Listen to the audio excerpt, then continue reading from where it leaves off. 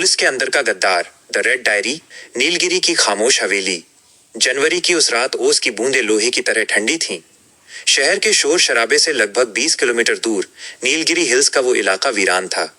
ऊंचे ऊंचे चीड़ के पेड़ों के बीच खड़ी वो हवेली किसी कब्रिस्तान के अवशेष जैसी लग रही थी। इसे खामोश हवेली इसलिए कहा जाता था क्योंकि यहाँ रहने वाले एक रईस परिवार की 20 साल पहले रहस्यमयी परिस्थितियों में मौत हो गई थी। इंस्पेक्टर विक्रम अपनी टीम के साथ झाड़ियों के पीछे घात लगाए बैठे थे। विक्रम, जिनकी उम्र मुश्किल से 32 साल थी, अपनी आंखों में एक अजीब सी चमक रखते थे। वो चमक जो सिर्फ उन लोगों में होती है जो कानून को अपना मजहब मानते हैं। उनके साथ सिपाही अजय, हवलदार राम सिंह और ड्राइवर सतीश थे। साहब, मुखबिर ने कहा है कि यहाँ सिंडिकेट 99 के गुर्गे हथियार बदलने वाले हैं, अजय ने फुसफुसाते हुए कहा। विक्रम ने घड़ी देखी, रात के 1:45 बजे थे। अचानक हवेली की दूसरी मंजिल की एक खिड़की पर पीली रोशनी की एक लकीर दिखी और गायब हो गई। मूव! विक्रम का आदेश मिलते ही टीम ने मोर्चा संभाला। जैसे ही विक्रम ने भारी लकड़ी का दरवाजा तोड़ा, धूल के गुबार ने उनका स्वागत किया। घर के अंदर की हवा में सड़न और पुरानी किताबों की गंध थी। लेकिन जैसे जैसे वे अंदर बढ़े, विक्रम की तीखी नाक ने कुछ और पहचाना, महंगी विदेशी सिगरेट का धुआं। यहाँ कोई है और वो अभी अभी गया है, विक्रम ने अपनी टीम को सतर्क किया। हवेली का कोना कोना छानने के बाद भी कुछ हाथ नहीं लगा। हवलदार राम सिंह ने कहा, सर, लगता है मुखबिर ने हमें चूना लगा दिया। लेकिन विक्रम को चैन नहीं था। वे सीढ़ियों के नीचे पहुंचे, जहां एक छोटी सी कोठरी थी। फर्श पर पड़े एक फटे हुए गलीचे के नीचे उन्होंने एक लकड़ी का कुंडा देखा। ये गुप्त तहखाना था। नीचे उतरने पर उन्हें एक संदूक मिला। संदूक खोलते ही सबकी सांसें थम गईं। अंदर कोई सोना चांदी नहीं, बल्कि एक भूरे रंग की डायरी थी। उसका कवर चमड़े का था और उस पर उंगलियों के ऐसे निशान थे जैसे किसी ने उसे खून से सने हाथों से पकड़ा हो। विक्रम ने जैसे ही पहला पन्ना पलटा, उस पर लिखा संदेश एक बिजली के झटके की तरह था। अगर तुम पुलिस वाले हो तो इस डायरी को बंद कर दो, क्योंकि इसे पढ़ने का मतलब है अपनी मौत के वारंट पर दस्तखत करना। गद्दार तुम्हारे बगल में खड़ा है, इंस्पेक्टर। विक्रम ने पीछे मुड़कर अपने साथियों को देखा। अंधेरे में टॉर्च की रोशनी में उनके चेहरे डरावने लग रहे थे। क्या अजय गद्दार था या राम सिंह? शक का बीज बोया जा चुका था। ऑपरेशन क्लीन स्वीप का ब्लूप्रिंट। डायरी के अगले पन्ने किसी डरावने सपने जैसे थे। उसमें शहर की उन डकैतियों का जिक्र था जिन्हें अनसुलझा घोषित कर दिया गया था। डायरी में लिखा था कि वे डकैतियां अपराधियों ने नहीं, बल्कि पुलिस के संरक्षण में की गई थीं। पन्नों के बीच एक नक्शा मिला, ऑपरेशन क्लीन स्वीप। यह मुख्यमंत्री के काफिले पर होने वाले हमले का पूरा प्लान था। हमला 3 दिन बाद होने वाला था। विक्रम के माथे पर पसीना चमकने लगा। लेकिन असली धमाका तब हुआ जब उन्होंने डायरी के पीछे के पन्नों पर लिखे कोड नेम्स देखे। टाइगर 01, डीएसपी खन्ना, विक्रम के बॉस।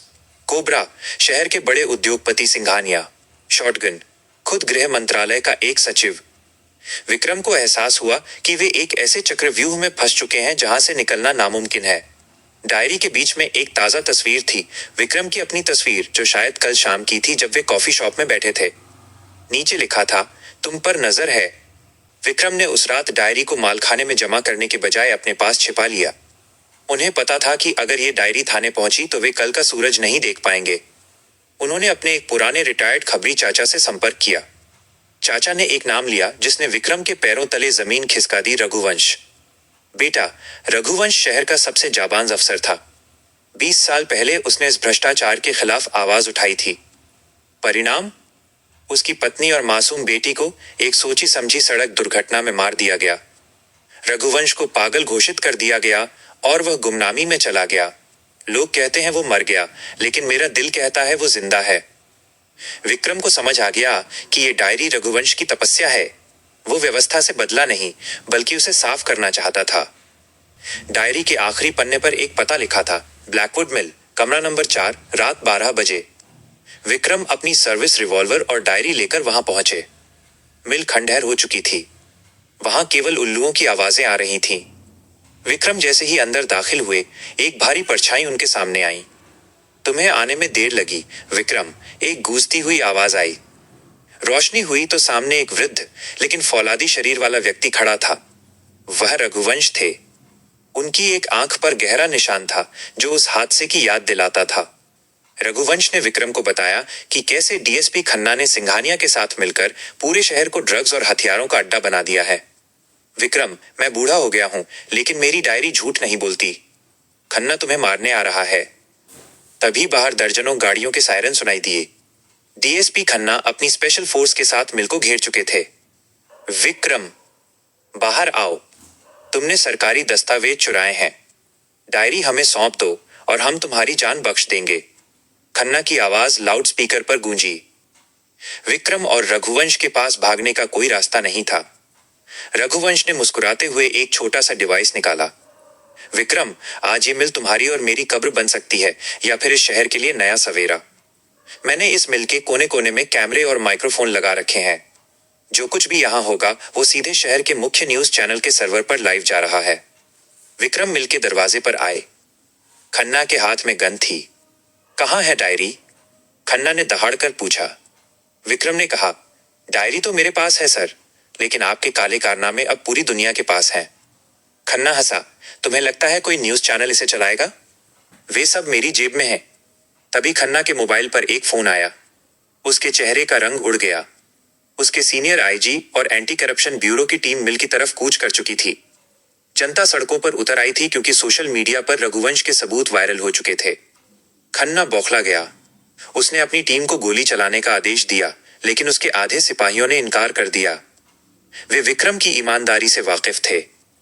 खन्ना ने खुद बंदूक तानी और विक्रम पर फायर किया। गोली विक्रम के कंधे को छूती हुई निकल गई। रघुवंश ने बिजली की तेजी से खन्ना पर छलांग लगाई। दोनों के बीच भयंकर हाथापाई हुई। खन्ना के पास पैसा था, लेकिन रघुवंश के पास 20 साल का इंतकाम। अंत में रघुवंश ने खन्ना को जमीन पर पटक दिया और उसकी छाती पर अपनी वर्दी का वो पुराना बिल्ला रख दिया जिसे उसने 20 साल से संभाल कर रखा था। ये इंसाफ है खन्ना, कानून नहीं, रघुवंश ने ठंडे लहजे में कहा। अगले दिन शहर की सुर्खियां बदल चुकी थीं।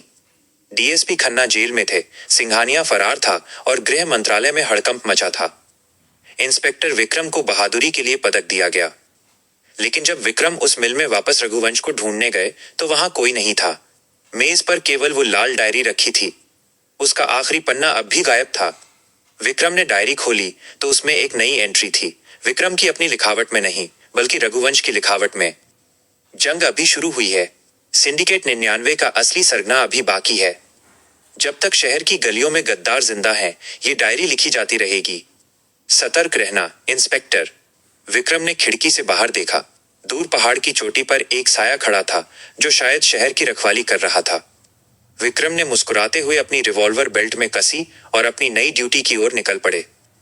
निष्कर्ष, ये कहानी हमें याद दिलाती है कि न्याय कभी मरता नहीं, वो सिर्फ सही समय और सही इंसान का इंतजार करता है। लाल डायरी आज भी पुलिस के गुप्त लॉकर में बंद है, लेकिन उसका डर हर उस अफसर के दिल में है जो अपनी वर्दी का सौदा करता है।